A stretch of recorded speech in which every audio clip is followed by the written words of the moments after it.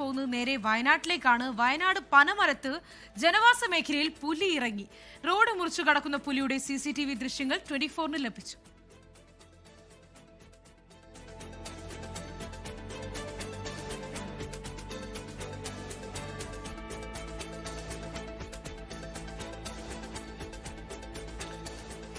വിവരങ്ങൾ പങ്കുവയ്ക്കാൻ കാളിദാസൻ ദേവദത്തൻ കൂടി ചേരുന്നുണ്ട്. കാളിദാസൻ, ആ ദൃശ്യങ്ങളിൽ വ്യക്തമാണ് പുലിയാണ് എന്നത്. നേരത്തെയും ഇവിടെ പുലി ഇറങ്ങുന്ന ഒരു സ്ഥലം തന്നെയാണോ ഇത്? വിവരങ്ങൾ എങ്ങനെയാണ്? ശ്രുതി, അമൽ, ഈ വയനാട് പനമരത്താണ് ഇപ്പോൾ പുലിയുടെ സാന്നിധ്യം ഉണ്ടായിരിക്കുന്നത്. മുൻപ് ഈ ഒരു ഭാഗത്ത് പുലിയുടെ സാന്നിധ്യം അങ്ങനെ കണ്ടിരുന്നില്ല. പക്ഷേ നാളുകൾക്ക് മുമ്പ് കടുവയുടെ സാന്നിധ്യമൊക്കെ തന്നെ ഉണ്ടായിരുന്നു എന്നുള്ളതൊക്കെയാണ് പ്രദേശവാസികളിൽ നിന്ന് തന്നെ നമുക്ക് മനസ്സിലാക്കാൻ സാധിച്ചത്.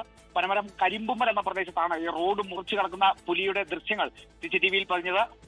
റോഡ് മുറിച്ചു കടന്ന ശേഷം 9:30-യോടെയാണ് സംഭവം. അല്പസമയം മുൻപാണ്, 1 മണിക്കൂർ മുമ്പാണ് ഈ ഒരു സംഭവം.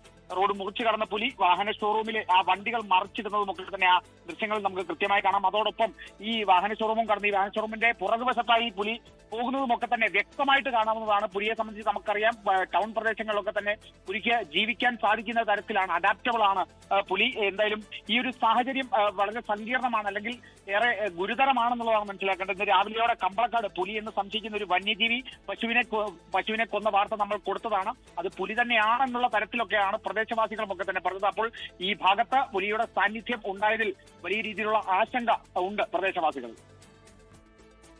ശ്രീ കാളിദാസൻ ദേവദത്തമാണ് വയനാട്ടിൽ നിന്ന് വാർത്തയുടെ വിവരങ്ങൾ പങ്കുവച്ചത്.